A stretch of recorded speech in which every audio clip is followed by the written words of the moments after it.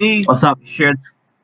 let me share the Telegram group because I realized I shared the YouTube channel, not the Telegram group, and I wanted to come in here and just say what's up and everything first, and see who's in here. Let me see.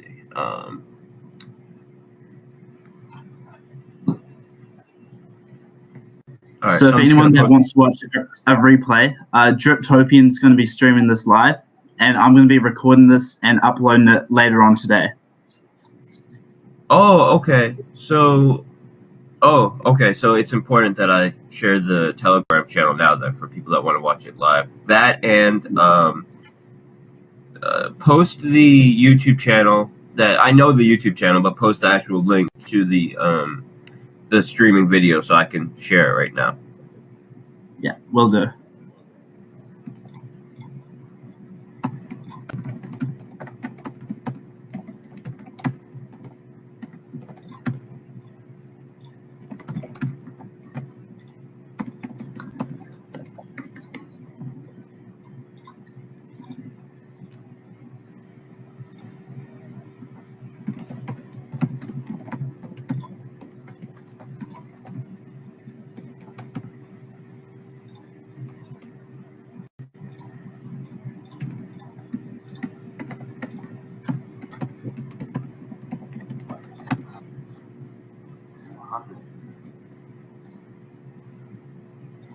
When will you be publishing it to your channel? So I'm recording it. It might take a couple hours for it to load and stuff, but then it'll be done shortly. Just YouTube wouldn't let me live stream, but yeah, it'll be uploaded today. Okay. So that's sent in the Telegram now. And Forex, it's super awesome to have you here. I think everyone is super excited about this. We know that you and the team have been grinding behind the scenes lately, so we're all extremely excited to hear about all the updates, all the progress that's been made, and everything that you have to say. Yeah, well, we're on track. So the goal was to get development done by the end of the month. We're at the end of the month. We feel as though we're gonna get it wrapped up by this week, and that's it because the game is already built. So the Pigpen hacker game, I think we're gonna call it Dogs of Fortune. I like that name. Some people from the community came up with it. But that's already built. We're just putting a few finishing touches on the UI. Essentially, all that needs to be done at this point is UI work. So the plan is to get the farm launched with all of the new mechanics and get that going. And then every couple weeks or about once a month, launch a new product. But these products are already built. So, we can essentially, when we launch the farm, we can have a launch date for the hacker game, for example, immediately. And then as soon as we make the hacker game go live, we can set the launch date for the next product to go live because we have, 3 or 4, depending on how you want to count it, new products already built for Animal Farm alone. And then we have Scratchy, and then we have some stuff we're working on for Drip. So it's gonna be massive. Right? It's gonna be as soon as the floodgates open, it's gonna be nonstop because we've really spent a ton of time developing and. So I'll get into it once I want to share this link so more people can join.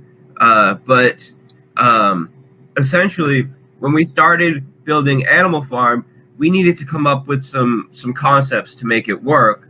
And also, I was working with a couple of developers that I brought on that I ended up having to let go because of delays and their work ethic wasn't there. and replacing them with very good devs. And also, I wanted to make sure our marketing was on point when we go live. So while I've been, building up the team and replacing developers and coming up with the concepts for Animal Farm, I wanted to make sure, since that was taking, a pretty long time due to, a bunch of different reasons, I wanted to make sure that we weren't just focusing on that, because I had a few new Animal Farm products every few months after going live, and then the new drip products, and then Scratchy. So, it's going to be one after the other, and it's all built. So, once something's built, it's a lot easier to market. It's a lot easier to set dates. We brought on a new CMO. We partnered with a major marketing firm. So, having it built allows us to do way more for marketing, because we can have our dates. We can schedule all out like 6 months in advance, which is important, because there's always a line. Like, if you want to get the top banner on Dex tools, it's going to take you 4 months. So having having dates for stuff that you're not going to launch for 4 months, 5 months, but having the dates already set so you can work on the marketing campaign is super important. And we've never really had something like that. So it's going to allow our marketing to be next level. Just the fact that previously all the marketing has been done by me, essentially. Me and, big drip team leaders who, of course, are, when it comes to marketing, as important or maybe more important than me, at least previously. But now we're really set up to do marketing from like a team perspective, with multiple people working on the team, only focusing on marketing, using the firm that we partnered with mostly for networking and placement. We can skip some of the lines working with this firm, and then we have someone that's just full time making the contacts, analyzing the traffic of our ads, seeing where we need to put more resources. He specializes in social media ads. We already have a bunch of different schemes worked out on how we can get like extremely efficient YouTube ads, for example.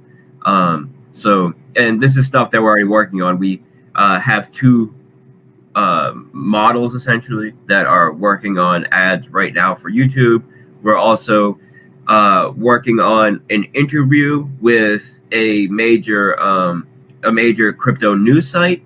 And what's kind of awesome about that is, once we have that completed with them, we can then use footage and essentially their branding in our ads. So, there's so much that I want to talk about, but let me just, it's hard for me to speak and write an announcement. So let me just give me like 30 seconds to just write this so I can have people join the VC. Yeah, go share the link. But what you're saying, therefore, is super exciting. I feel like the marketing that we've had up until this point, with just lots of AMAs being the main focus, I feel like that's been ultra successful. And now that we're combining that with a true professional, I guess, I don't know if you could go more into detail about the differences about what we're doing to the marketing now compared to what we've been doing, that'll be really interesting.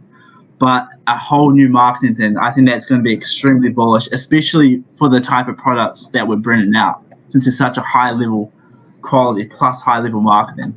So we'll definitely want to talk more about that later on in this. Yeah, let me just share this before, because absolutely. And when we have someone that is focused on our paid marketing, and we have Stonecutter, who's our project manager that I brought on, who's been working with us for a long time, and he worked management roles in pharmacies, and in traditional market he worked as a manager, so he already is a an experienced manager, and he's very, very like tied in and knows a ton about our communities and our products, because he was one of the first moderators in my Discord channel, like, I don't know, 5 years ago or something. So when I have people that are taking on some of these tasks for me, it frees up my time, and it will allow me to do more AMAs, do more interviews, spend more time in the community. And you know, right now I'm purposely being a little bit more withdrawn, and that's just because we don't have dates. The UI has a little bit more to do, but as soon as 100%, as soon as everything is completed and we have dates, then it's essentially my job to just be as visible and as active as possible, and I enjoy that. I just I just like to be very careful about what I say before we have dates. And it's easier for me to be careful about what I say by not being so like exposed to public communications and stuff. So I know that we're going to be have everything wrapped up very shortly. So for me, it's easier just to be a bit more withdrawn, come in every once in a while, do at least one AMA a week to get everybody up on board. But I can't wait. As soon as we have the dates, then I can really just be, in the chat, in the voice chats, interacting with the community like I like to, because there's a lot of people in the group who I've got to know over the years and who I enjoy talking to. And I'm extremely excited to, promote and talk about everything we're doing. It's time to be careful about what we say before, the bows put on everything. Awesome. So I think to start with, I don't know if you've sent that link yet and shared it around, but I think to start with, we could probably talk about what's left with Animal Farm, the final touches that need to be made. And I think people are wondering, like, when, I think you said, maybe a week or so to go. If you want to touch on that. Yeah. So I just actually posted it. Let me see. I just posted it in the call channel. Now I am just sending it to Animal Farm and Drip, and then I'll post it to Twitter, and then I can actually focus on answering your questions instead of having my attention split. Okay, now I'm just posting it on Twitter.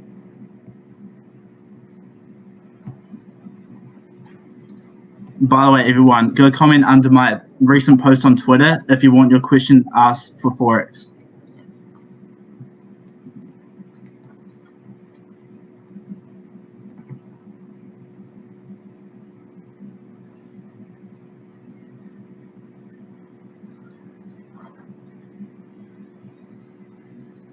Exciting times, guys. Big things are coming in the drip ecosystem. Everyone, prepare yourselves.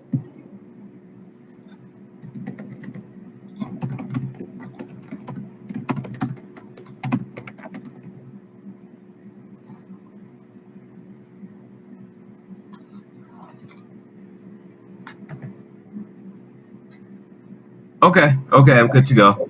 So, yeah, now I can focus. So, ask away. Yeah, so the first question was just sort of what's kind of left with the Animal Farm, just the progress behind it, and I think people are just curious about that. Okay, yeah. So, I don't want to go like super deep into some of the personal aspects of some of the people on the development team, but we were essentially in a situation where everything was built except for the UI work and part of the dog's crediting work, and we had a developer that we brought on that I've been working with for a while, like 6 months or 8 months or so, that was kind of having an issue with motivation, in the sense that he would do great work for a couple of weeks, then kind of fade, and then we'd have a talk with him, and then whatever he was supposed to do in that point where he faded, he would kind of get it all done in the next few days. And this was getting kind of worse and worse as the time went on, and it was taking 3 weeks to do something that should take a week, and it was really just getting worse and worse. But the issue was that this developer had already done a good amount of the work, and to bring on another developer, get him up to pace, and also potentially lose the work that the other developer has already done is a really hard decision to make, because it's like, if this guy just stepped up and actually self-motivated and put in the work, we could get it done in 2 weeks. But if I have to get rid of him, then it might take I don't know, 4 weeks or 6 weeks. But when it's taking a month and a half, 2 months to do this stuff that should take 2 weeks, and it's kind of a repeating process, it kind of got to the point where it was like, we need to just make kind of a hard decision, because making a hard decision up front saves you from a lot more harder decisions in the future. And also, it can be difficult to essentially fire someone, but the way I look at it is it's you're kind of letting go of one person for the betterment of 150,000 people. So we got essentially, let's say 2.5 weeks ago, we got to the point where everything was done except for the work that this one developer needed to do. So we tried to get him motivated again. It just wasn't working out. So he was gracious and gave us the work that he did do, which was not what he said was already done, but at least we didn't have to start from scratch on that part of the work. And at that point, it became a major kind of weight off my shoulders, because I have very good devs that are very motivated, that will do the work. And, I try to be loyal to people.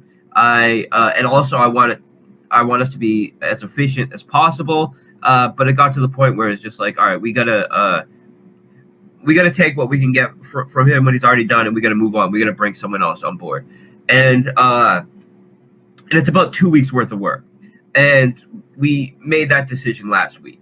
So the great part about that is something that should have taken a couple weeks, which was taking like a couple months, maybe even a little over a couple months. And we were kind of left up in the air about it, because, this is someone that would say, all right, it's done. And we say, okay, upload it so we can get it audited. They don't upload it. Okay, we'll have a meeting on Monday. We'll all get on the same page. They don't show up to the meeting. They show up the next day and say, oh, sorry, all that kind of thing. So the beautiful thing about it is that they are not working on that now. Now we have a developer who I've been working with for a long time, years, who is working on it. It's like the contract work is essentially done, and now it's just the UI stuff. We brought on James DevStreak to just help us get the UI work done even faster. And where previously it was kind of like up in the air because of the situation we were dealing with that one developer, now last week, to just do this last little part, we brought on a dev who's extremely motivated, who knows what he's doing, very skilled. He's almost completed with it, and now it's just a little bit of UI stuff. And we brought on James DevStreak just to make that even faster to wrap up. And it's essentially a week's worth of work now. So I'm confident that we're going to have everything wrapped up with Animal Farm by the end of the week, and at that point, we can set a launch date and start our major marketing campaign. Now, the I don't want to use our marketing resources, like our higher level connections and all that stuff, until we have a launch date, because some of these channels that we're going to be getting on, like Chico Crypto and these big channels that have hundreds of thousands of subscribers and get 30,000, 50,000 views, very active. Typically they don't like to have the same person on every week. So that's the kind of thing where you go on their channel every other month, or something like that. So I don't want to use up that resource and not have a date to promote. So as soon as we have the date, then immediately we're going to start with some high level marketing. And when I say high level marketing, I'm talking like YouTube ads. I'm talking banner ads on BSC Scan and Dex Tools and DAP Radar and all the major sites, CoinGecko, CoinMarketCap. I'm talking not just YouTube ads as far as getting on major channels and having like interviews with major channels and having sponsorships with major channels, but also like in-play ads that you see, when you're watching a video and before the video or midstream, the ads that come up. We'll also be having those, and we're having those produced right now professionally. We also have a new, you could call it, tool that we're using to track where the traffic is coming from, and if it results in a purchase of our asset, and if that asset is staked into our contracts. So all of our marketing vehicles that we're taking advantage of will be linked to a specific, it's not, you could call it a tool. It's more like a protocol with a series of tools that will allow us to really track where the traffic is coming from and put more of our resources into that. So as soon as we have the date, the marketing is going to be, I believe, a higher level marketing than, by far, definitely higher than anything we've ever done, but I believe more intense than anything that we've seen in crypto.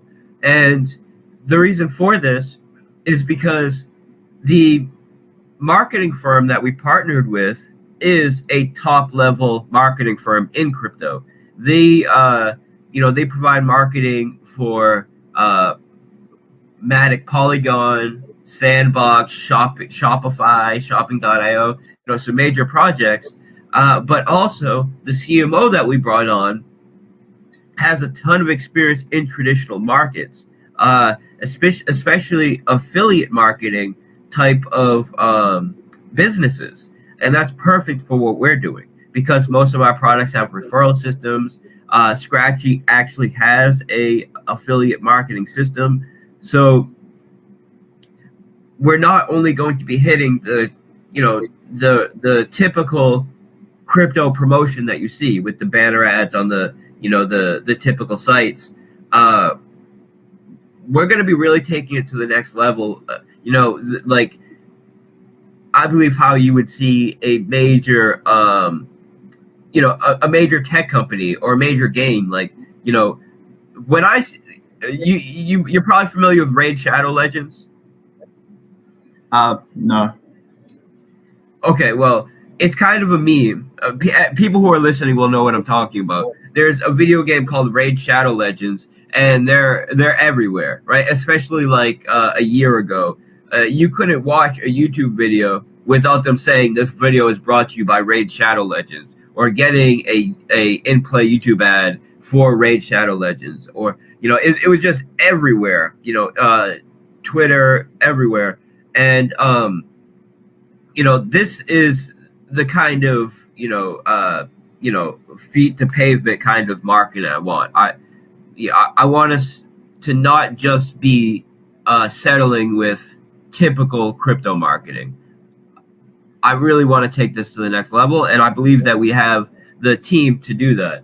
So that's, I'm very excited about the products that we built, but I'm equally as excited about our marketing plan that we have, because I know how important marketing is for crypto and DeFi. I mean, projects that are like, Elon Inu or whatever, get millions of dollars in them just strictly based off of memes and marketing. And I've always known that marketing is just as big or even bigger to a DeFi project than basically anything else. So it's the marketing gets the money into the product, and then the product keeps the money. So you need to have that marketing to get the money in, and then what determines if the money is going to stay in is how good your products are. And I know we have products that are high quality, that are innovative, that are better than anything in the space.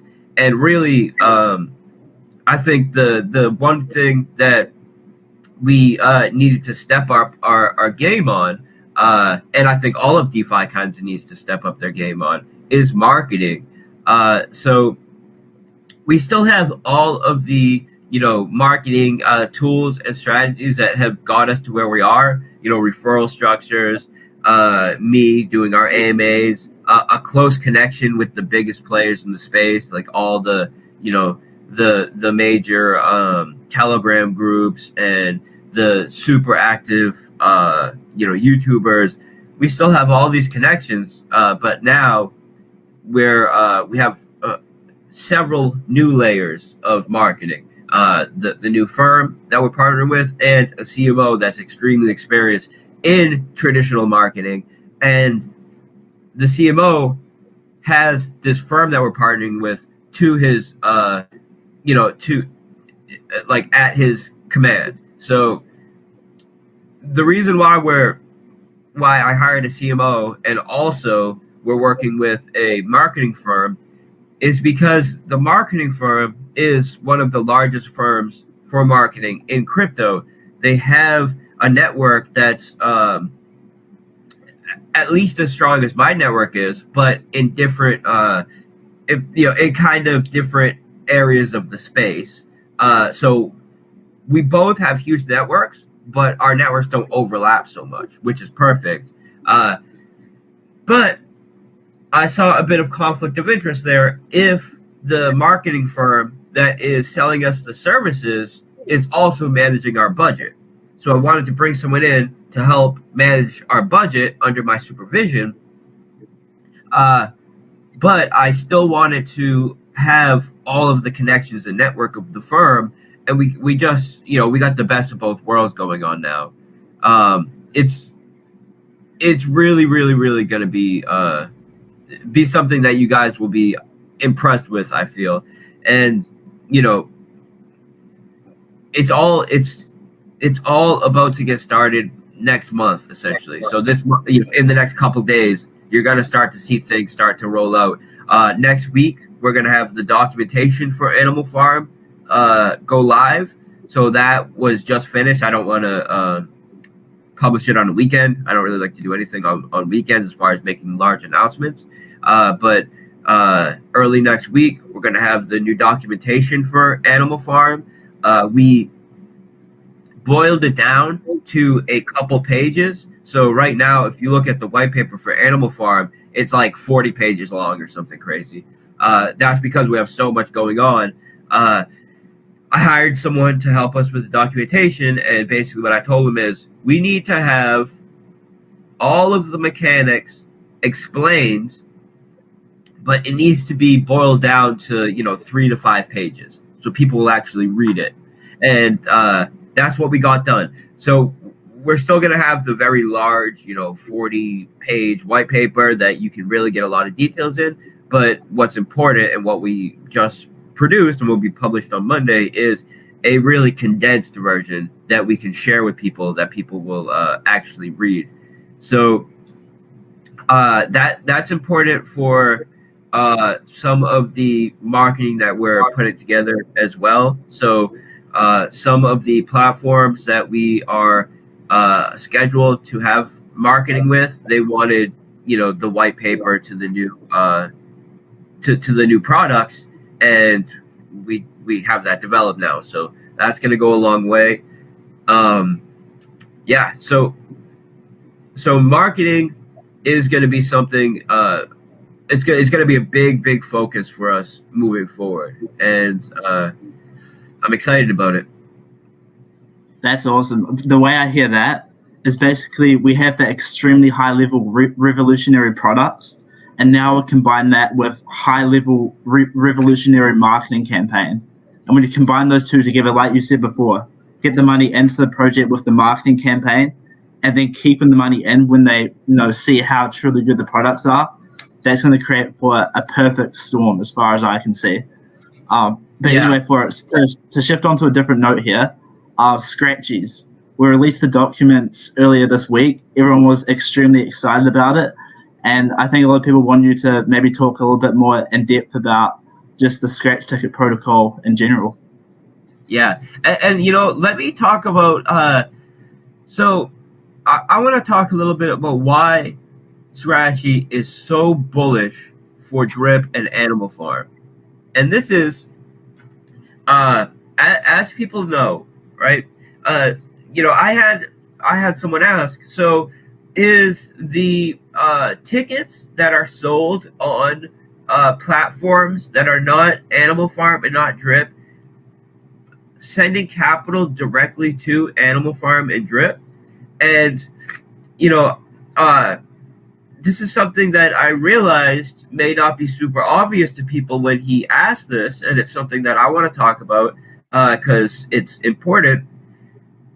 So with Scratchy, it's a complete white label service, and that means when someone utilizes our protocol, the Scratchy platform or the Scratch tickets, the Scratch ticket model is hosted on their site.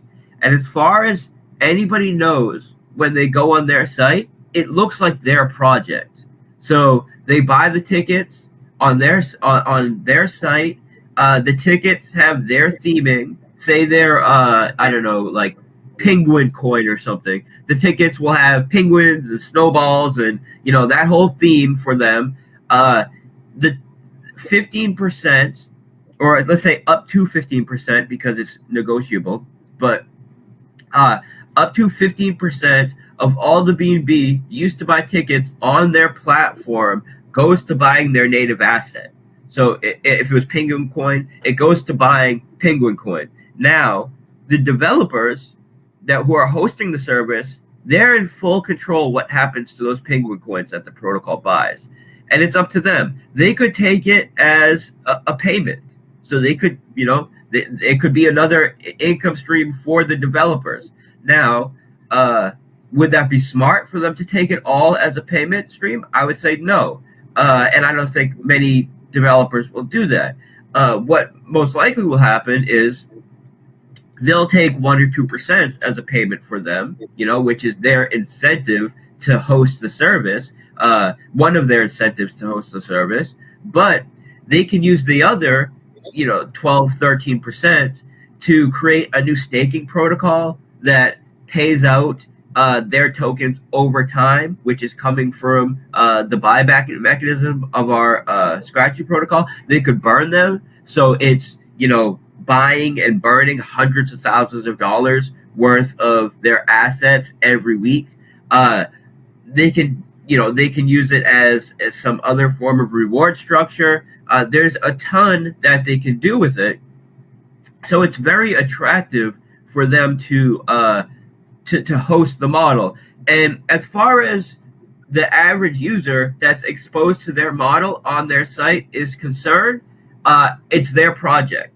Now, and it has their own treasury as well, meaning 10% of all the BNB, which is used to buy tickets on their site, goes into their treasury. So their project has their own treasury. Now, that treasury goes towards the jackpot. So a percentage of the treasury goes towards their jackpot.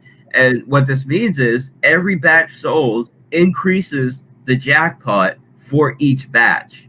Now, since each platform will have its own jackpot, that means some platforms will have larger jackpots than others. Now, the revenue sharing model, so 10% or more, and the reason why it's up to 15% and 10% or more is this is negotiable and it depends on their model, but capital which is not going towards buybacks or revenue for the developers who host it will be going to increasing the revenue sharing in the staking model. But at least 10% of the BNB used to buy tickets on each platform goes towards one revenue sharing staking pool. And this revenue sharing staking pool is on the Scratchy website. So that means no matter what platform you buy tickets on, when you stake those tickets, you're getting a share revenue of all the platforms. At least 10% of all the BNB used to buy tickets on every platform every day. Now, so the average user is going to be interacting with the platform in two ways. Going to be you buying the tickets off the platform, and as far as they're concerned, it's their own tickets, and they are providing the tickets by using Scratchy's protocol and staking into the revenue sharing model. But there will be some more intelligent investors, because there always are, that will do the research and say, hey, where can I buy these tickets? Especially, right, this is especially for the investors that are more concerned with getting with revenue sharing. They'll, they're going to look at the overall ecosystem of Scratchy and say, okay, it doesn't matter where I buy tickets. Either way, if I stake them, I'll get a revenue share. So I should probably be buying the tickets on the platform with the largest jackpot treasury. And whatever platform has the largest jackpot treasury, that platform will have the largest jackpots. Now, the lower tier prizes will be the same across platform, but the jackpots will be different.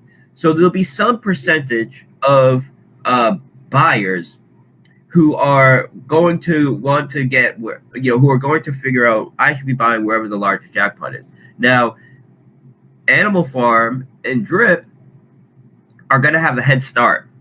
They're going to be the first protocols that we host the service on, and that means at least at first, and most likely in the future, but not necessarily the future, but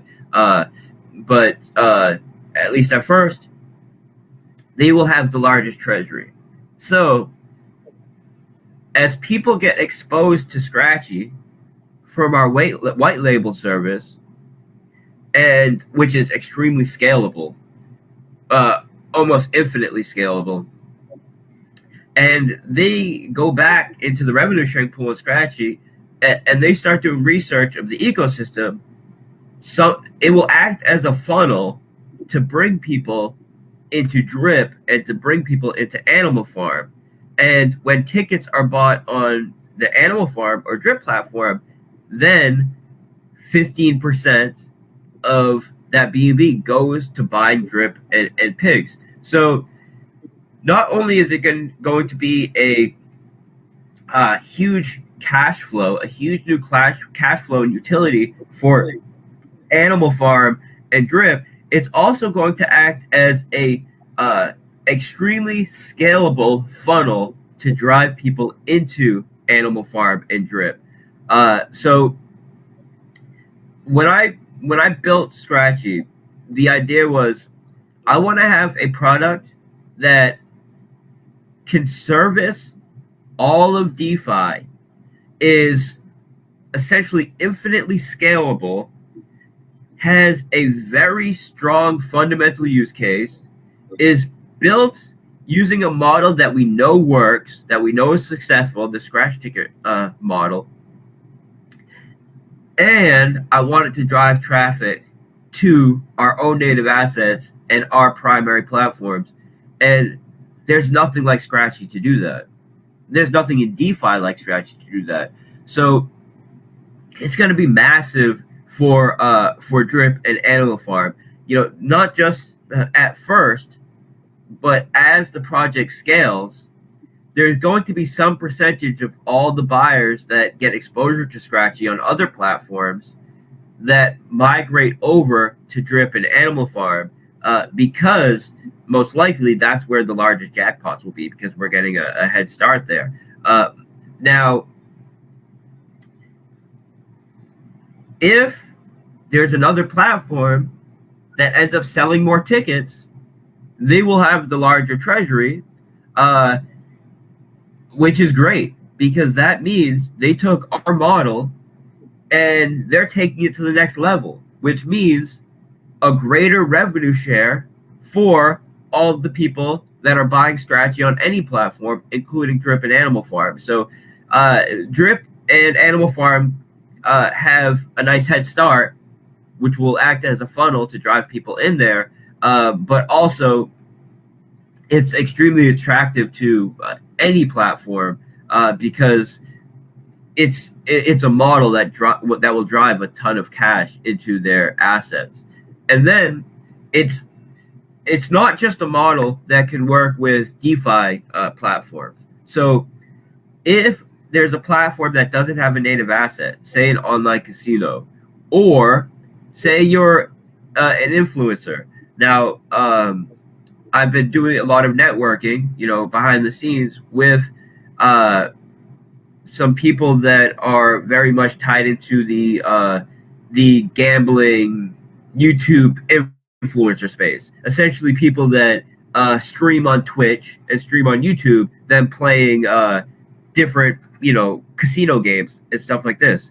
It will allow these influencers, and essentially anybody who has the drive and what it takes to start a brand, it will allow them to start their own brand of scratch tickets, using Scratchy as the backbone for their protocol. It gives them the infrastructure to easily do it, and they can start their own brand. And what the the capital, the 15% of BNB that would typically be going to buying the native asset on a DeFi platform, instead becomes a revenue stream for influencers or businessmen or businesswomen who want to start their own brand of scratch ticket protocols. And this is another reason why it's negotiable, because it's going to be a case-by-case basis what percentage gets used as a revenue stream for them. But it's extremely attractive because they can earn up to 15% of all the BNB used to buy tickets from their scratch ticket brand. And one of the reasons why we can do that is because we're using a model that is based off the traditional scratch ticket model. Now, with the traditional scratch ticket model, about 60% of all the capital that goes to buying tickets goes towards state taxes and to the state, essentially, and administration fees. And since this is DeFi, those administration fees, instead of going to you know just politicians and pencil pushers, is going to the clients and the people who are the users of the system. And then the capital that would otherwise be going to the state essentially can be used to is used to do buybacks of the native assets as a revenue stream for the developers, and to increase the prizes so we can have larger prizes than the traditional model, but still be equally or even more sustainable than the traditional model, because we have the distribution of capital that's going to prizes is essentially the same as the traditional model, but then capital that would otherwise be going to the state or to administration can bump up the jackpot and go towards cash flows to the hosters and revenue sharing. So the beauty of the traditional scratch ticket model is, for each batch that's sold, you know how many winners there's going to be, you know what the prize sizes are going to be. All of that is baked in, so you know it's going to be as long as the tickets sell, you know it's profitable and you know it's sustainable. Now, we kind of took it to the next level, which can only be done through the power of DeFi, and made it scalable. So 100% of the tickets for each batch don't even need to be sold for the system to be functional. In fact, only 10% of the tickets need to be sold on each batch for the system to be functional. So the and also it has instant, essentially a form of instant gratification, in the sense that when you buy a ticket, you can instantly scratch it. You can instantly see what your prize is.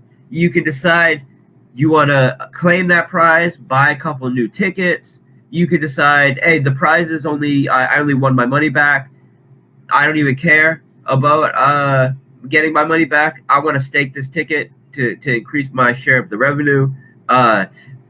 It's immediate, which is not like any other lottery system, like the Pancake Swap lottery, all of these, where you have to wait essentially 24 hours. And then there's only one winner. Where in our case, you buy a ticket, you immediately scratch it, you immediately find out if you're a winner or not. 1 in 3 tickets is a winner. Ever increasing jackpots. Using Chainlink's VRF service to be verifiably random and trustless. There's nothing like it in DeFi or in crypto. Chainlink was blown away by it when we had a demo for them last week, because Chainlink came to me and said that they wanted a partnership with one of our projects, and I told them that we don't really have something right now that can utilize Chainlink in a way that justifies a partnership. And I think they were kind of impressed by that, because there's a lot of people that would say, hey, Chainlink, you want a partnership? Let's do it. We'll just make some random nonsense, or just use your pricing oracle, something that doesn't even make sense, just for the partnership. Where I told them, let me build something that is using your products to their their optimal potential in a way that no one else is using them.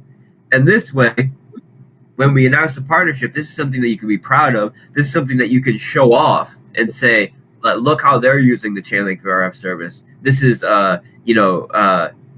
it's extremely innovative, and you can only do this with Chainlink, kind of thing. So very bullish for them. And when they saw our demo, they were very, very impressed. And I have a follow-up meeting with them next week to discuss terms. So last week it was a demo, and we didn't even go into the terms of the partnership or anything, but they were, they at the end of the meeting they were like, all right, next week we'll meet up, we'll discuss how we're going to partner, we'll discuss how we're going to co-promote, all that stuff. So they're already on board, but there's a few things that I'm going to essentially ask from them to really solidify the partnership. So it's more than just a co-promotion. There's some other things that they can do for us that really will signal to the market that they're fully behind us. And from talking to them, they're fully on board with it. So Scratchy it's amazing. And let me say one more thing, because I could keep going on, but just to talk about a little bit of the innovation. So with Scratchy, there's a form of theta for staking that ensures that the revenue sharing staking pool does not become diluted over time. So if you're scaling, meaning you're bringing on new platforms, that's increasing the amount of BNB going to the revenue sharing pool. But if tickets are being sold every day, and a bunch of tickets are going into the pool every day, that's diluting the staking pool, which is essentially diluting the amount of BNB revenue sharing that's going to each ticket that's staked. So we came up with a model that addresses this and ensures that it's always attractive for new capital to come in by putting a form of theta decay on a ticket similar to an options contract. And the way it works is when you buy a ticket, there's a multiplier associated with the ticket and an amount of time that ticket can earn, and it's displayed right on the ticket, so you can see it when you look at the ticket on the front end. Now, each month the multiplier reduces, and every day the timer on the ticket ticks down. And because of this, every day, or essentially constantly, the platform needs to look at whose tickets need to be updated on that day. So the multiplier is being reduced every month, but since there's new buyers every day and throughout the day, that means everybody will be hitting their new month time differently. I buy today, in 30 days it'll be the end of my month. You buy tomorrow, then in 31 days it'll be your time. So that means constantly we need to be looking at who needs to have their the state of their stake updated. And previously, if you look at what people are using, right, what before we made our innovation, this couldn't be done. And the reason why it couldn't be done is because if you're having to update the state of every staker constantly, it becomes very expensive, because essentially updating values on a contract, you need to write that to the block. And whenever you're writing something to the block, it costs money. And when you have a bunch of stakers and you're writing info to the block, every single time you need to update a stake, which needs to happen all day constantly, it gets to the point where it would cost hundreds or thousands of dollars every time someone wanted to interact with the contract, and then get to the point where it can't even write the info to the block because it's too much info to even fit on one block, because there's limits of data you can write to each block in on any blockchain network. So we needed to come up with a solution for this, and we did. Now, this solution does not just apply to a scratch ticket model. It applies to any model where you need to be constantly updating the state of a staking contract that has essentially an infinitely large amount of users. And the way that we did it was by using a indexing model that we are essentially bringing to DeFi for the first time. Right, it's a major innovation, and the way it works is when someone buys from a specific batch, their state, and when they stake, their state of their stake goes into a specific index for that day. And then when the contract needs to update, it looks at who was the person to be updated, the longest time ago, who has been in the contract the longest without having their state updated. And then it updates that person's stake, and it cycles through their index. And this ensures that the people that need to have their state updated on that day get their state updated on that day without needing to go through all of the states of all the stakers and update all of them every day. And it's even more so than every day, because if you want to have it decentralized, then that means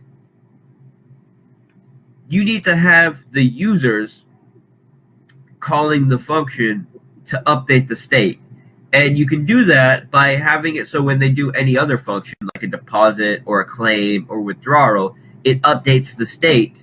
But if you're going to have it every time someone is doing a function to update the state, it going through all of the stakes, it's not going to work. Right? It's going to be too expensive. It's going to eventually fail because it's going to be too large. So you would need to use a centralized oracle to update the states and do it, say, once a day. But with our model, how we've developed it, which is a major innovation in time-related staking contracts, it's completely decentralized. The users are who are calling the function to update the states of the users, and it's using a innovative new indexing model to ensure that they're only needing to update the state of a very small limited amount of people. Essentially, only the people that staked from one batch, and then the amount of people that are staking on one batch is probably going to be about 40% of the buyers from that batch. So it's going to cost a couple cents, right? So this is the kind of innovation we're bringing to the space, where it's not just, we're the first people to build a scratch ticket protocol, which is amazing, right? That's going to be a big deal. But also, to do that, and the reason why it hasn't been done yet, is because it takes fundamental innovative development and essentially reworking the way staking contracts function, like from the ground level. And we did that. And, I brought on two extremely talented and innovative computer science majors who are also,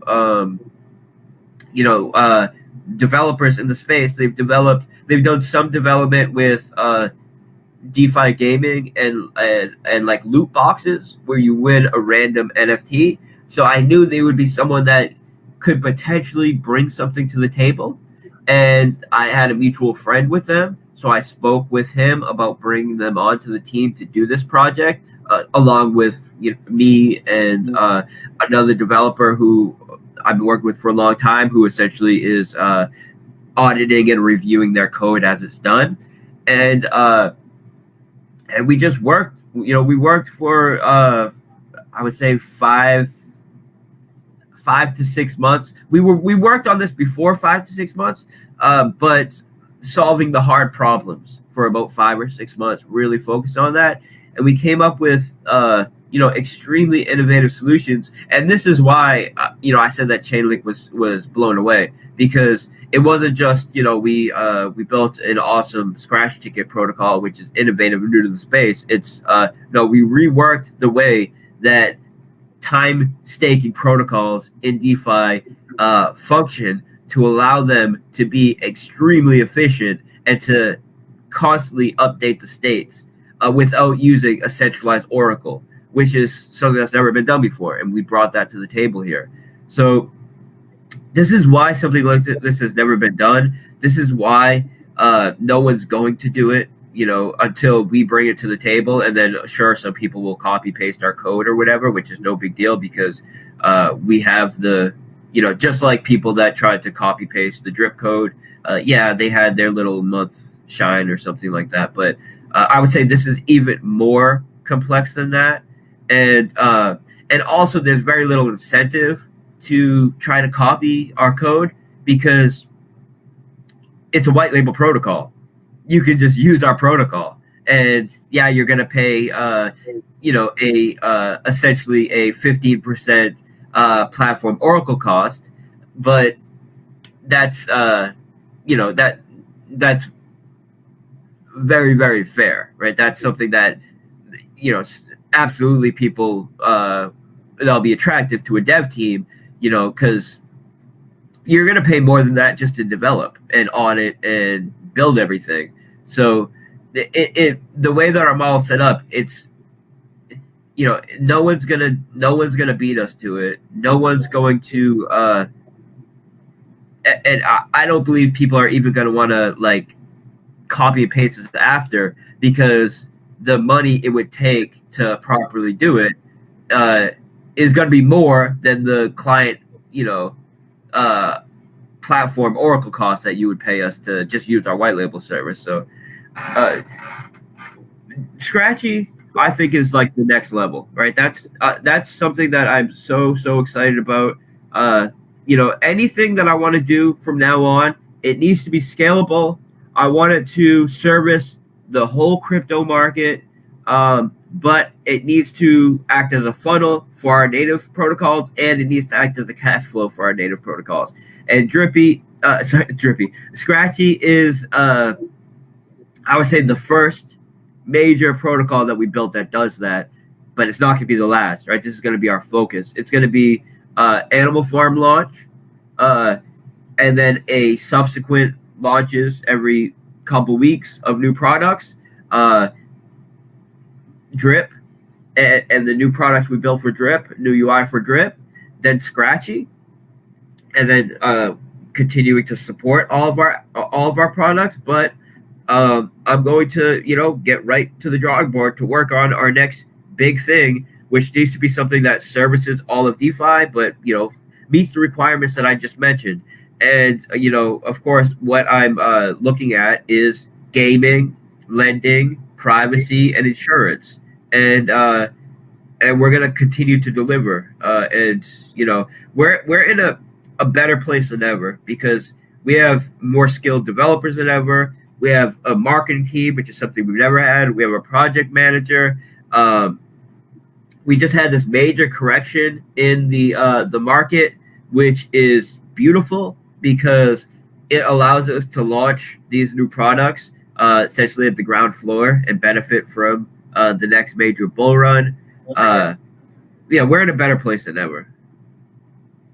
That is awesome. Scratchy, the mechanics behind that sound truly incredible. I know you must have been working on that for months and months on end to really dial down everything like that. You just mentioned just then the timing with the bear market. Do you think sort of the alignment with a crypto bull market and all the utilities coming for Drip and Animal Farm, do you think you've kind of aligned it in a way where that's going to benefit each other? Yeah. So whenever I launch something, I really don't pay too much attention to the day-to-day swings or month-to-month swings in the market, because that's not something you can control. Really, what I can control is preparing as much as we can building as good products as we can and promoting them as much as we can. But when it comes to the major cycles in the market, of course I can't control it, but we can kind of work around them. And I think that partly due to luck, right? Because you need some luck when you're doing these things, and partly just by design, we are going to be launching these products at, I think, the optimal time. So there was a project that people know about. It's like a time staking project that launched early, like 2019 or something, and they did major moves. And part of the reason why they did major moves is because they launched when ETH was like $200, and they were paired with ETH, and there was a lot of like centralized, buying and manipulation and stuff going on. When that caused major price pumps, but I would say the main contributor was the fact that the underlying asset that they were paired with did I don't know, 40x or something, like a crazy move. That's huge because that gives you a lot of wiggle room. Like if your paired asset is pumping, then when your asset's pumping, you're going to pump even harder. And when you have a correction, you could still be moving up, even though you're having some sales.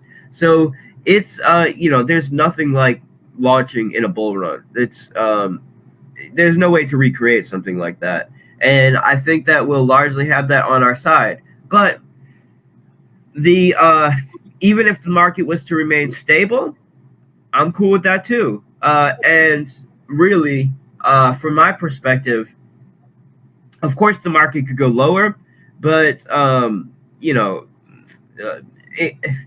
at this point, it can't go that much lower. So, this is why I started DCAing into BNB and ETH and some of the major assets last month and over the past couple months, is because the way I see it, if we did a 50% correction, here, like in ETH or Bitcoin or whatever, I can live with that. I'm not over leveraged. I have a long time horizon.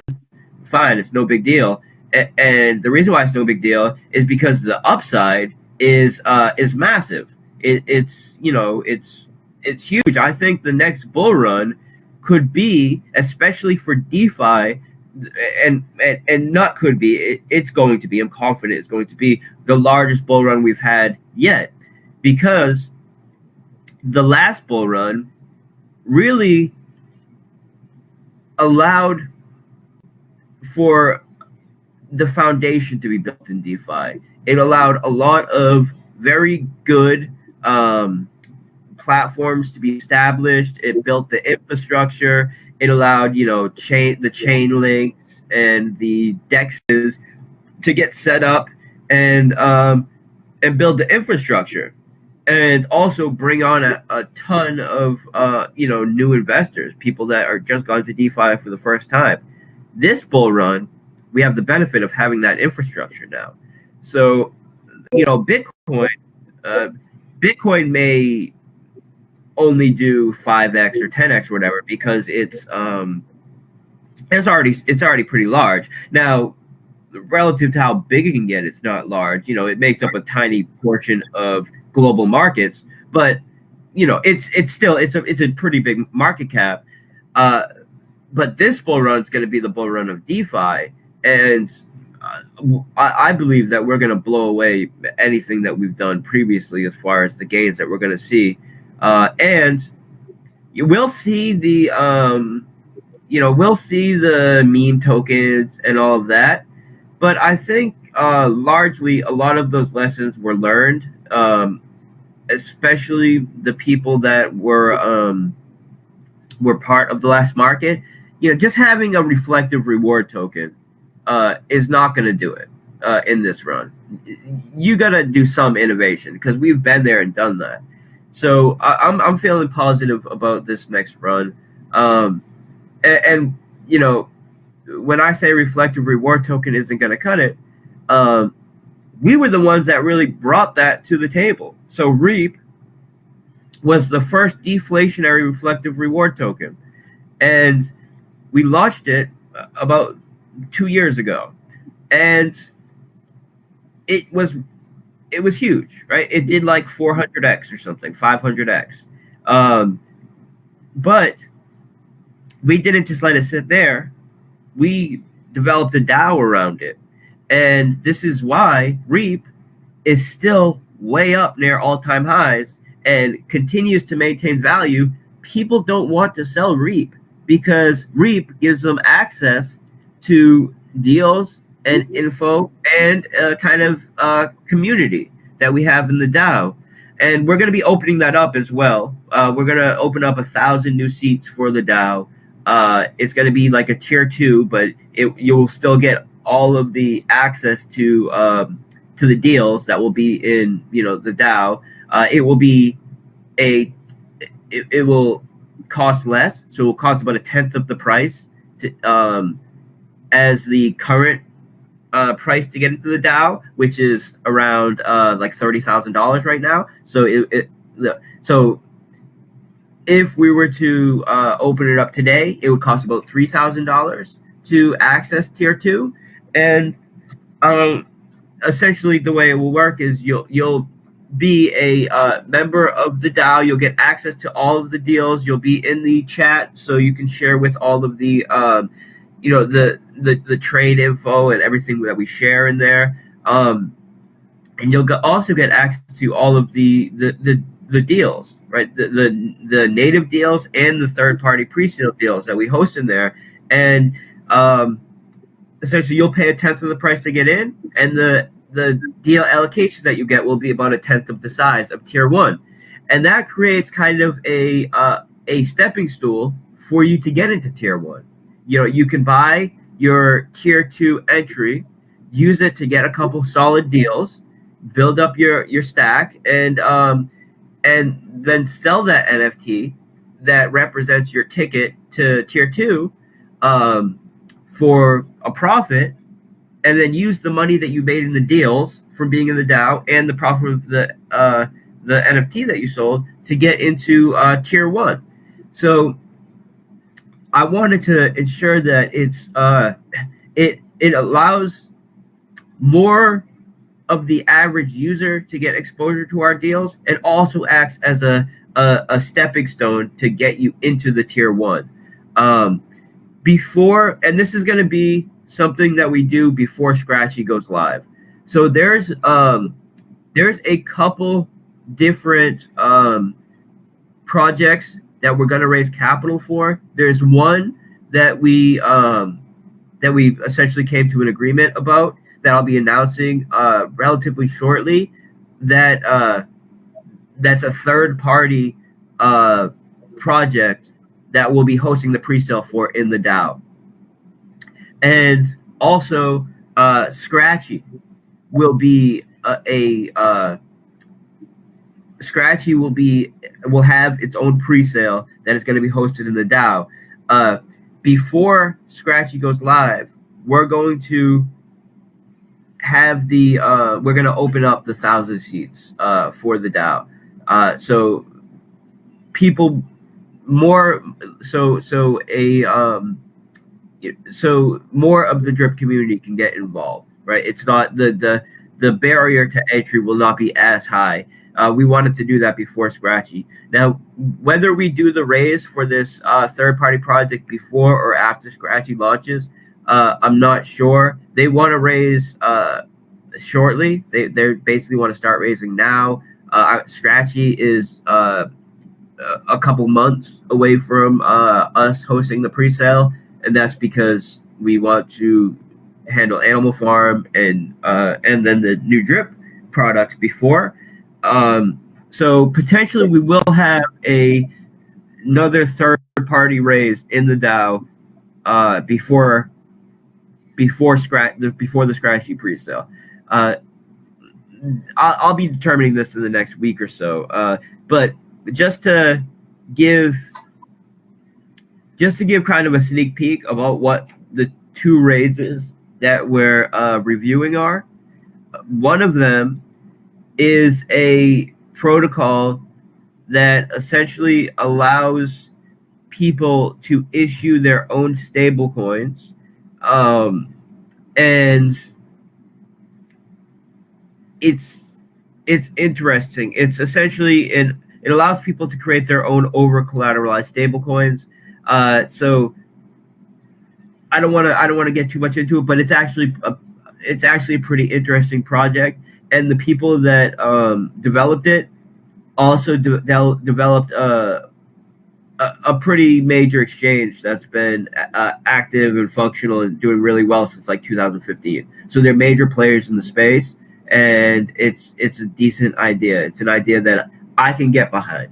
You know, it might not be something that I would develop, but it's something that, because it's actually, some of the elements to it are or have a little bit to do with something that I want to develop that I think I can really like take to the next level. But anyways, it's a project that has a good team behind it, and the idea is worth getting behind, I feel. And the other one is even more crazy. It's I don't know, you know, do you know Napster? Do you remember Napster? No. Okay, well, this is another thing that people will know what I'm talking about when I talk about Napster. Napster was the first major torrent software. So they got they you know, it was mostly focused around music. They got sued by like Metallica.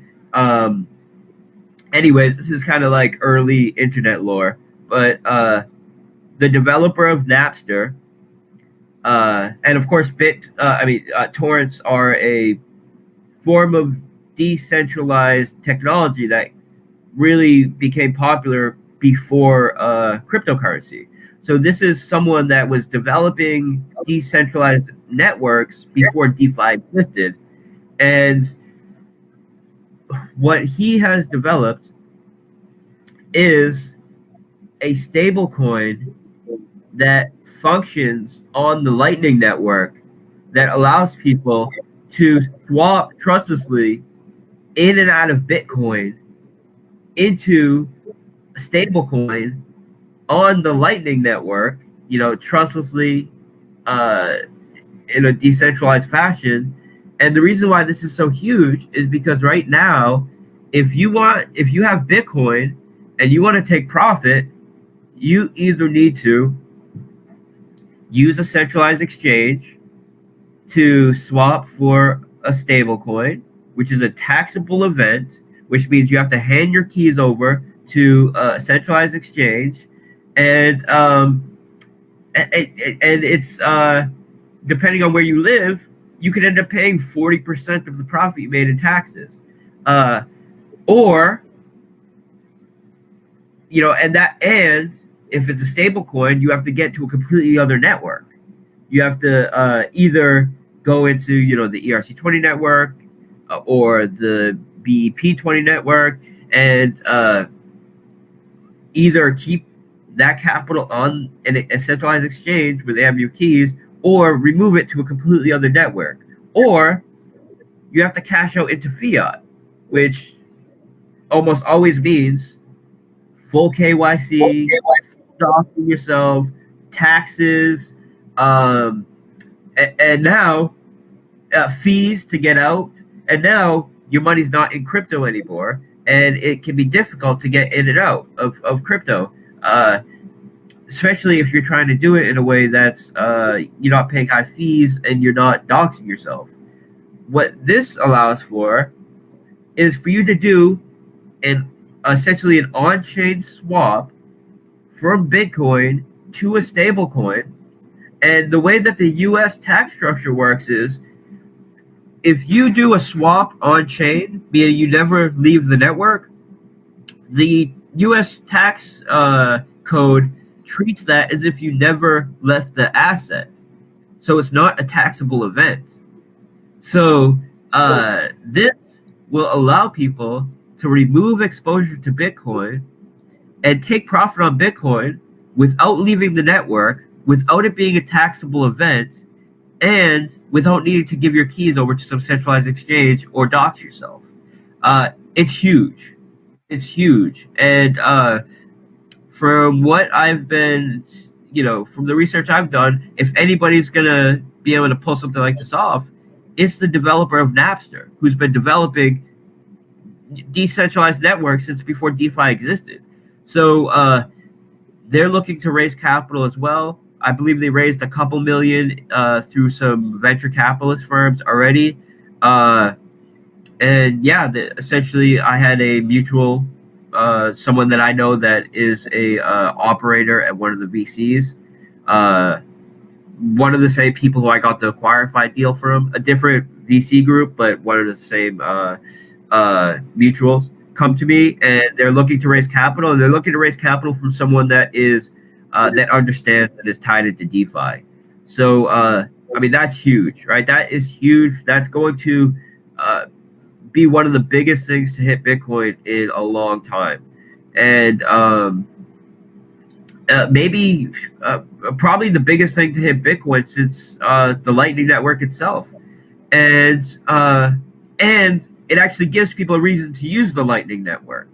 So, and there's so many other implications. There's the implications of being able to now price things in UST, do retail, so allow people to buy and sell products and services priced in USDT, instantly confirmed with the Lightning Network, and then at the end of the block, it confirms on the main Bitcoin blockchain.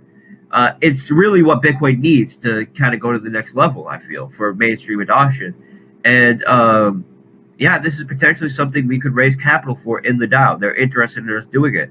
And the main kind of sticking point for me right now is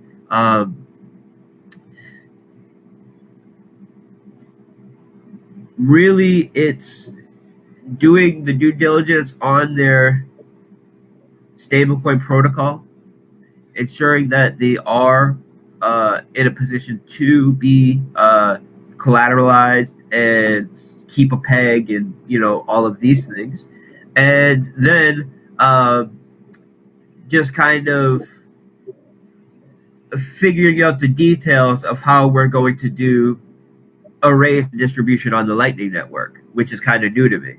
But I'm definitely interested in it, and I think there's major implications to this, and it's another massive third party raise that is on the table right now for the DAO. So we're if you look at where some of these other DAOs have gone, like I don't need to name them, but some of the ones that were big in the space like a year ago that were doing all these pre-sale raises, most of them are gone, and that's because they were raising capital for anyone that would allow them to raise capital for, because the developers were getting a share of the capital they raised, or the host of the DAO, whatever you want to call it, and they were just pumping out garbage.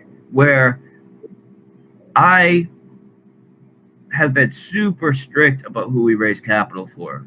I understand that if I'm raising capital for someone, I'm putting my reputation on the line, and I'm very serious about our integrity and our reputation, and making sure that if we're going to raise capital for something, it's something that I want to invest in, and it's something that I can be confident in.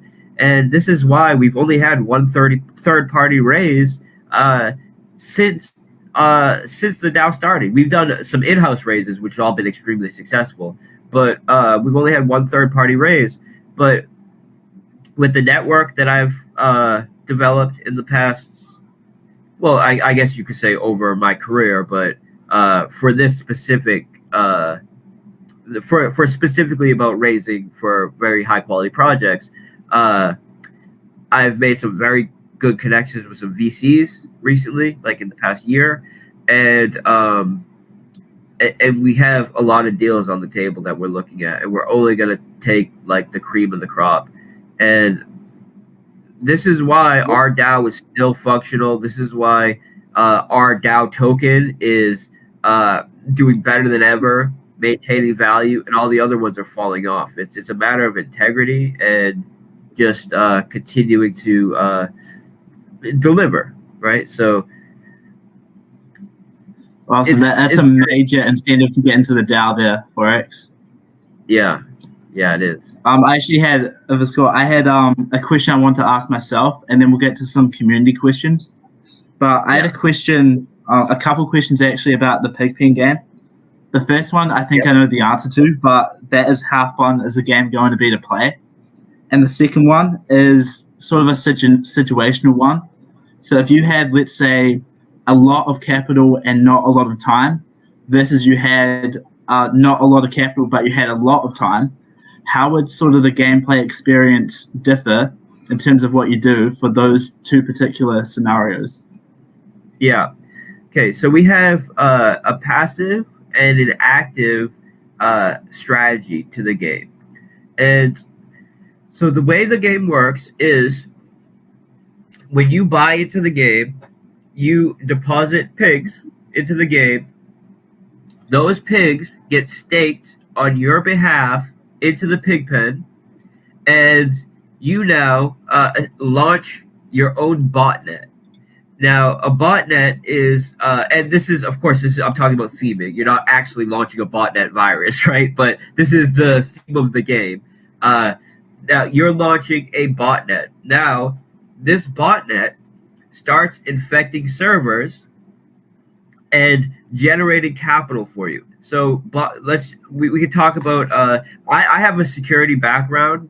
Before I ever got into developing crypto, I took the offensive security certificate program, web application program. I was doing bug bounty work. I actually thought this is what I wanted to do for a living potentially, and then I realized like you don't get paid well, so I decided to focus on other things. But I wrote my own DDoS, like innovative DDoS scripts, and I did a lot of interesting things while I was focusing on security. But this is why I have that interest. I've been interested in security for a long time, all the way since I was in I guess probably my freshman year of high school, doing pranks by installing servers into the computer lab computers so I could access them from home or access them from a different computer lab computer to prank my friends that were on that computer. I've been interested in this stuff for a very long time. So that's why I wanted to choose this theming. I think it's a cool theming.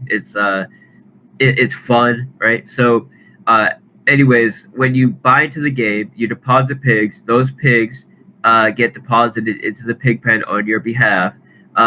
Now, the theme of the game is a botnet is launched. Now, your botnet starts spreading, and as it spreads, there's a thing called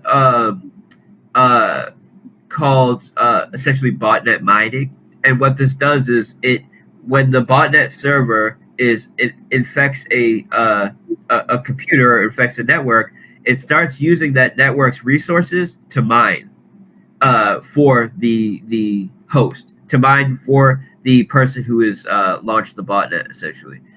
So the way the theming works is you launch a botnet, and your botnet starts infecting servers and starts using these servers' resources to mine for you. Now, this is the passive element of the game. So as your botnet spreads, it infects more servers, and it allows you to earn essentially a daily yield, which is being paid out to you in BUSD and pigs. This BUSD and pigs is coming from both the pigs that are being deposited in the game and from the BUSD and pigs that are being generated from the pig pen that are essentially connected with the stakes that are hosted on your behalf when you enter the game. So as your servers spread, you generate more BUSD and more pigs that are essentially being mined for you. The servers are your botnet is using the servers that you're infected to mine that for you. Now, as you build up servers, you start. I mean, as your botnet starts to spread, you start to build up a reputation. Now, this reputation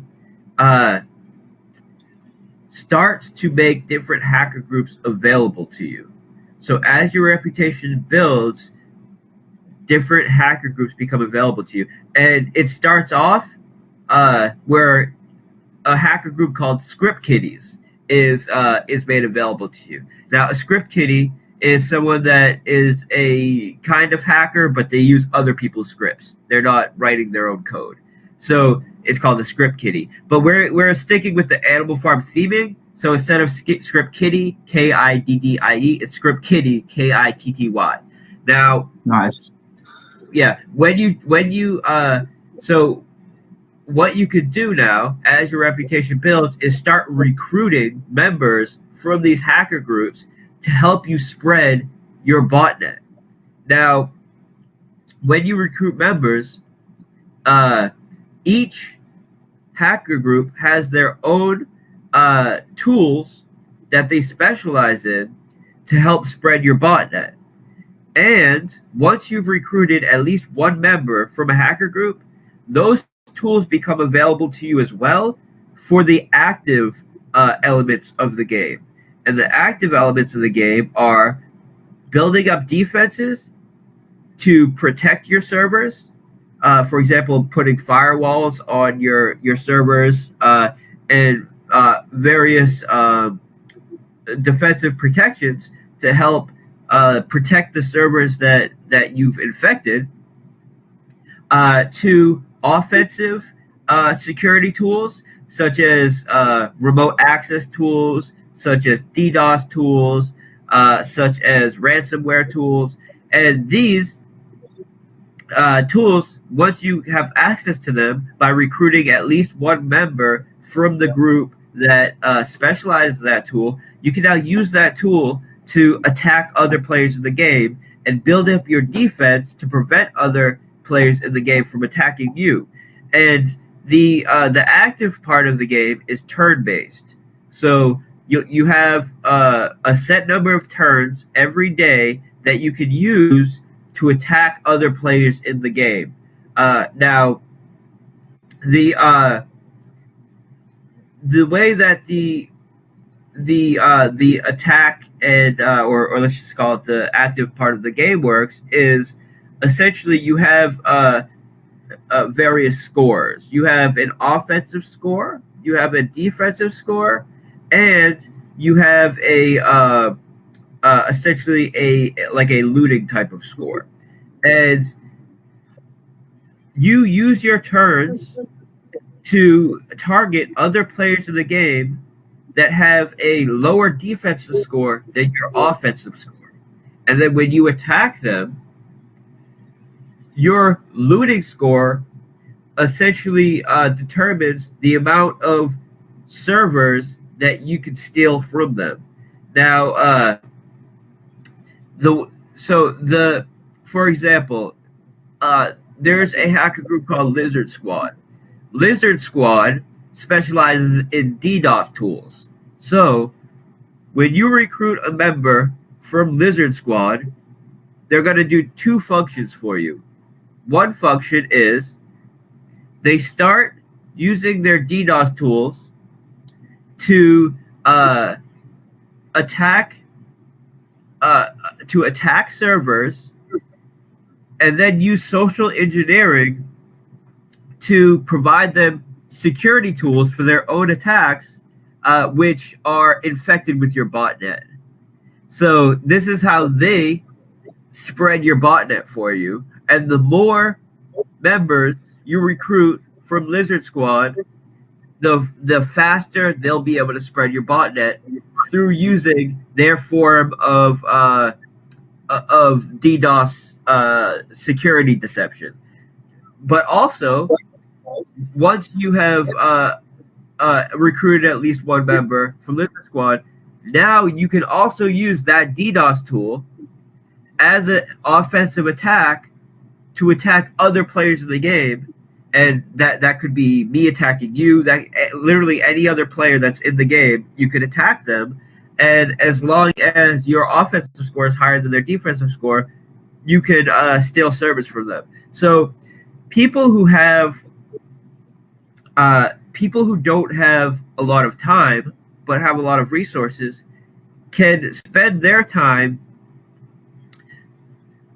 building, recruiting as many members from the most powerful hacker groups that are focused on spreading your botnet, and then really only focus on buying tools that will build up your defense. That way, they're infecting as many servers as possible and defending those servers. Whereas someone who has more time can focus more on building up their offense and their looting, and then targeting players in the game who are spending more on spreading their botnet but not building up enough defenses. And someone could be, spreading their botnet for a month to infect all these servers, but if they don't build up their defense in one turn, they can lose all those servers to someone who is spending their time on the more active strategy. So it's truly a well-balanced strategy game. It's not. There's a lot of games out there that are glorified staking contracts claiming to be games. This is a true game with multiple different strategies you can take, multiple different gameplay methods. There's a form of lottery in the game. There's different characters that you can bring on. So it's a ton of fun, right? I've already played the game just from like a testing perspective, and I know it's something that people are going to enjoy a lot. But also, I mean, you can make money in it. So I would say one of the coolest parts about it is that it's built on top of the Pigpen. So what that means is, if you put $50 in the Pigpen and you put $50 into the Pigpen game, you know about what you're going to earn from the Pigpen. What you're going to earn from the Pigpen game is going to be dependent on how well you play the game. And since essentially what happens is the capital, the dividends that are earned in the Pigpen that are associated with the game stakes goes into the pot of the game. And so you stake in the Pigpen, and you're going to get your share of whatever the dividends are paid out to you. If you enter the Pigpen through the game, whatever dividends are being built up go into the pot. And then what determines how much of that you get is based on your gameplay. And that means that someone who puts less money in could potentially earn more than someone that puts more money in to the game. So it's pretty cool in that sense, where you could earn more money in the game than you do just from a regular stake in the Pigpen, even if you stake the same amount of money, if your gameplay is good. So that's another kind of element there, where it's people who have more time can really take advantage of that. People who are, if you want to be completely hands off and you just want to collect your dividends from like a share ownership of the farm, you can just get into the Pigpen. But if you want to, play the game and you have time and you want to be active, you could potentially earn a lot more money for the same amount of capital by putting that capital in the game rather than straight up into the Pigpen. And also, it's going to incentivize people to stay in for longer, to put more capital in. It's really going to do a lot to support the overall ecosystem of the farm as well. There's also a use case for drip in it, which I'll get into. I want to announce that once the game is live, because it's something that will come into action about a week or two after the game's live, which is very attractive. And there's also an NFT element where certain items in the game are represented by NFTs, and there's a form of like battle auction to own the NFTs. So uh, there's a lot. There's a lot that some of it I'll get into after it goes live, because it's kind of surprises that come out after as the game progresses. Yeah, so what I can hear from that is that if you go for a more offensive strategy, you can potentially make a lot more, but then I guess you're more vulnerable to attacks.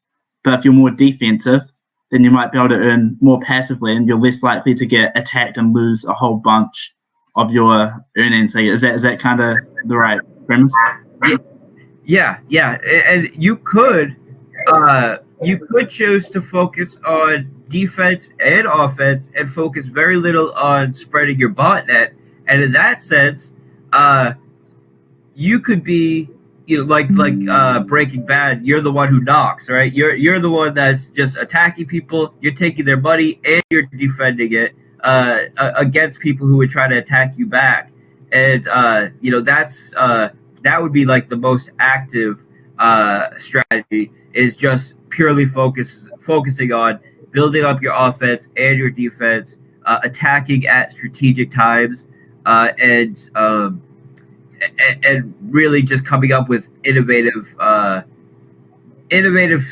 strategies to build up your offense in ways that other people are not, which is absolutely possible, and people are going to come up with these mechanics.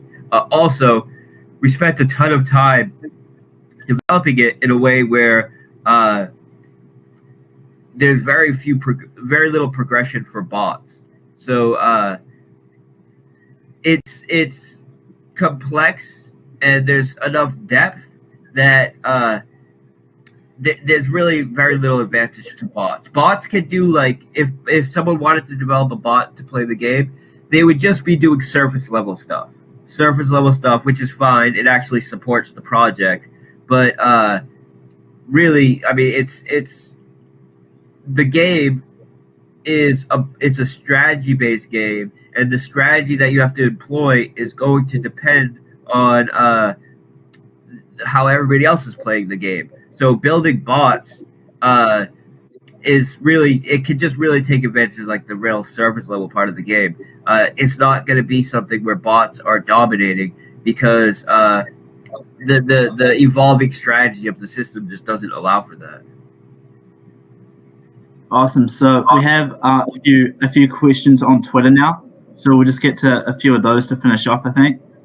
Sure. This question's from Bartertown. So I'm not sure if we covered this before when we talked about Scratchies, but he said, is there going to be a daily volume minimum on Scratchy for partners, or those who want to buy bulk white label service Scratchy NFTs? How will things be organized? Yeah, okay. So each batch of tickets is going to be about $300,000 worth of B&B, and you need to be able to sell a minimum of 10% of a batch to for the game to be functional. So you need to be able to sell about $30,000 worth of tickets out of each batch to have it be functional, and that's something that is reachable by anybody who has any kind of volume on a platform. Now, of course, we're going to people who can actually raise capital efficiently and are going to be able to sell tickets, or who will be placed at the front of the line as far as who are going to be able to use our model. But there's very little downside for us as far as partnerships, because they have their own treasury. They're hosting it on their own platform. They have no ability to rug. They have no ability to mint. So it's very little risk. And worst case scenario, right? They can't sell tickets.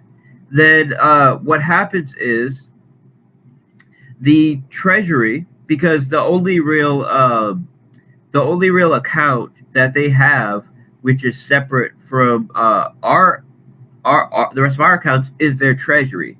And if it gets to a point where a platform can't sell tickets, or they want to shut down their platform for whatever reason, whatever the case is, their treasury just gets absorbed into the other treasuries, and that's it. That's like worst case scenario. So there's we can partner with essentially anybody, as long as they can sell tickets. There's no downside, and what's going to determine whether we do co-promotion and all of that with them is the legitimacy of their other products, essentially. Awesome.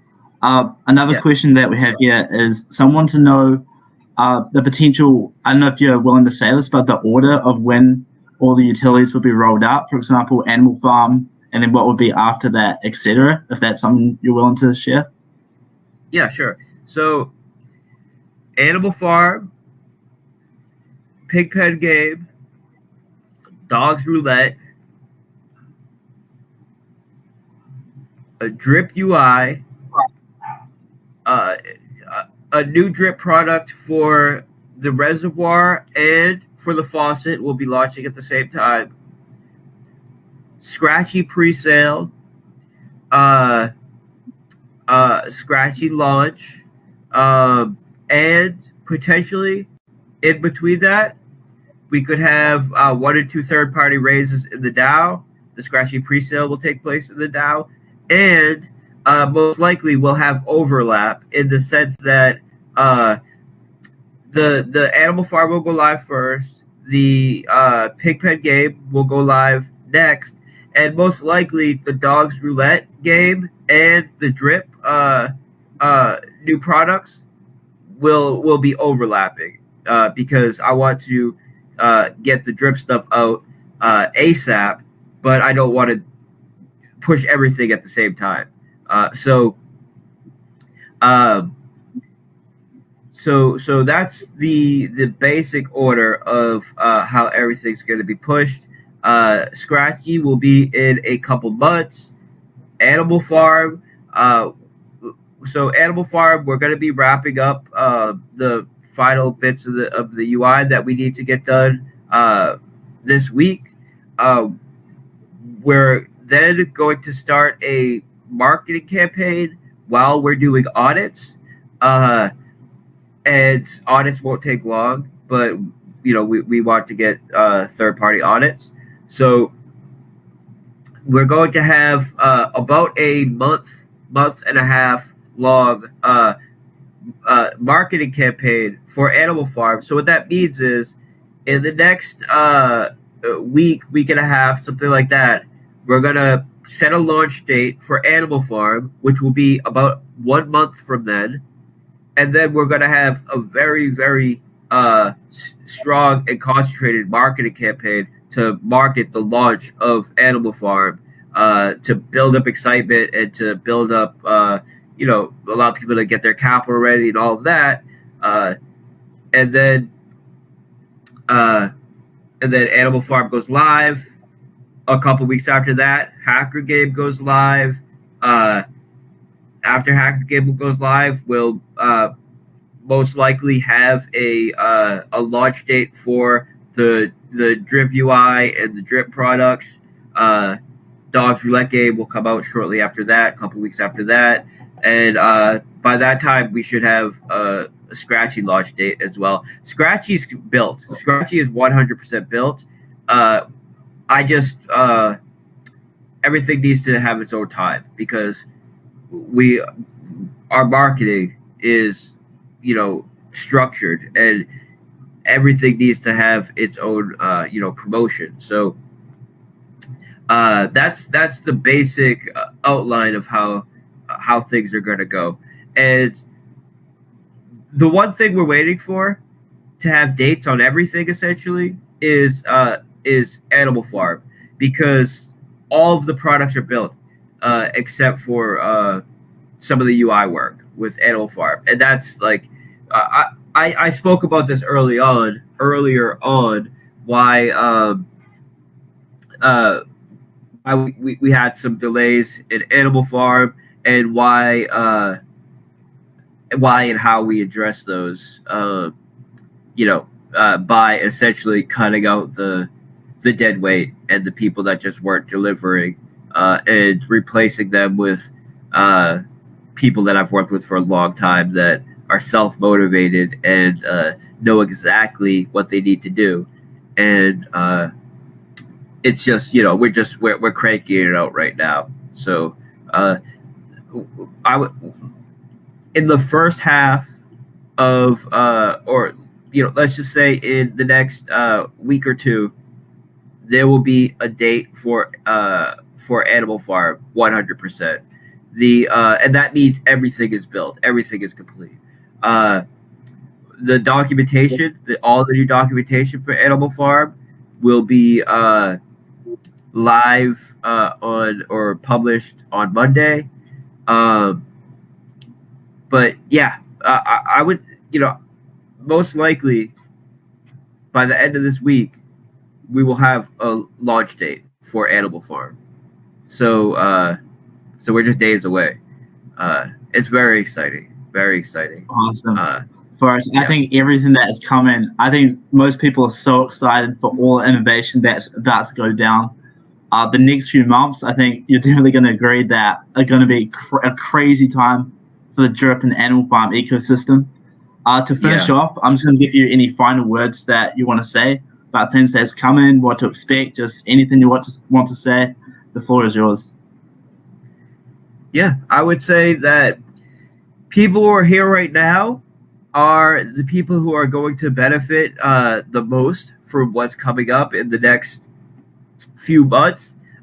People who have invested in value instead of investing in hype will be the ones that benefit most, because the hype wave is, about to come. Right, the next couple months is going to be massive hype in the community, and of course, that's going to bring in capital, and those who are buying drip and who are buying picks now are the ones that are going to see that appreciation in price.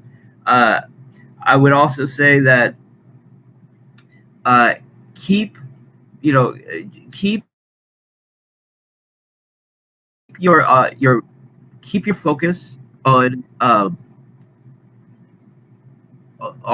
strong long term investment strategy for all of our products. Uh, People who end up making the most profit in crypto are those who have a long term vision and who are not doing scalping and day to day trading. That essentially gives money to middlemen and just generally creates a life that's full of stress, and most people lose money that way.